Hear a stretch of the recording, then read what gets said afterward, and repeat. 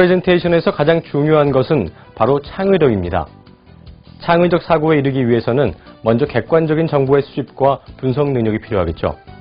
그런데 정보의 홍수 속에서 사람들의 의식은 점차 변화하고 있습니다.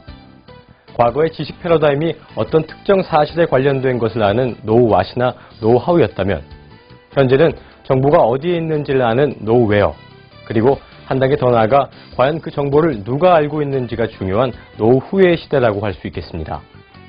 따라서 적재적소의 자료를 긁어모을 수 있고 정보를 가질 수 있는 사람이 되는 것이 중요합니다.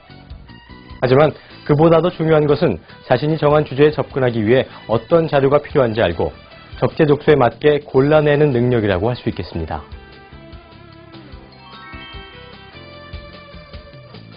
앞서 말씀드린 것처럼 현대에는 누가 어떤 정보를 갖고 있는지 아는 것이 매우 중요합니다.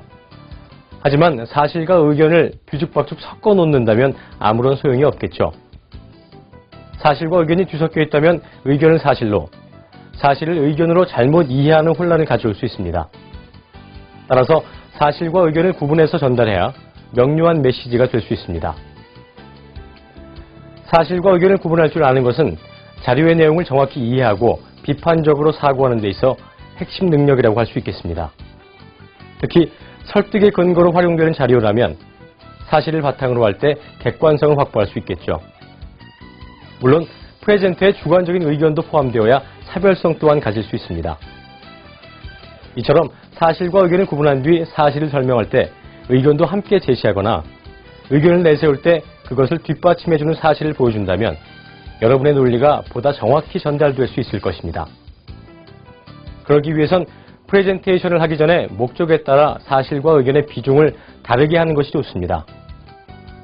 프레젠테이션의 목적이 설명이라면 객관적 사실의 비중을 두고 설득이라면 상대방에게 자신의 의견을 전달하는 것에 비중을 둬야 할 것입니다. 프레젠테이션에 있어 가치 있는 자료는 곧 생명입니다. 물이 흐르듯이 정보가 넘나들어야 정보가 있는 곳에 사람이 모이겠죠. 그리고 사람이 모이는 곳에 시장이 형성됩니다. 바로 이와 같이 복잡한 시장 속에서 자료를 찾고 편집하는 방법이 바로 프레젠테이션의 경쟁력이라고 할 수 있겠습니다.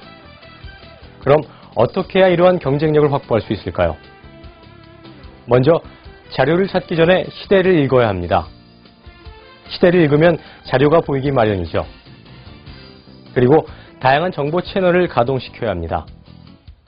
가장 쉽게 접할 수 있는 인터넷뿐만 아니라 공공기관 등 활용할 수 있는 정보 채널을 최대한 열어두는 것이 좋겠죠. 또한 기획물량 마인드에서 기획가치 마인드로 전환해야 합니다. 양적인 접근보다 질적인 접근으로 정보 하나라도 확실하게 이해하는 것이 좋겠죠. 다음으로 정보를 주고받을 수 있는 정보 파트너를 구해야 합니다. 정보 파트너가 많다면 정보에 접할 기회가 많아질 수밖에 없겠죠.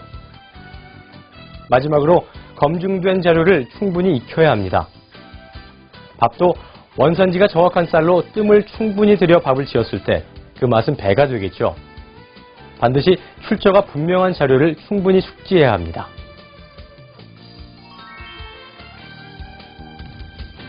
근거가 탄탄히 뒷받침해 줄 때 여러분의 주장은 설득력을 얻을 수 있습니다. 이때 가장 중요한 것이 바로 주장을 뒷받침하고 있는 자료의 신뢰입니다. 사람의 말에 대한 신뢰는 한순간에 쉽게 무너져 내립니다. 따라서 신뢰 있는 자료 수집에 심혈을 기울여야 할 것입니다. 그리고 그 자료를 어떻게 분석하느냐에 따라 프레젠터로서 여러분의 경쟁력이 결정된다고 할 수 있겠죠.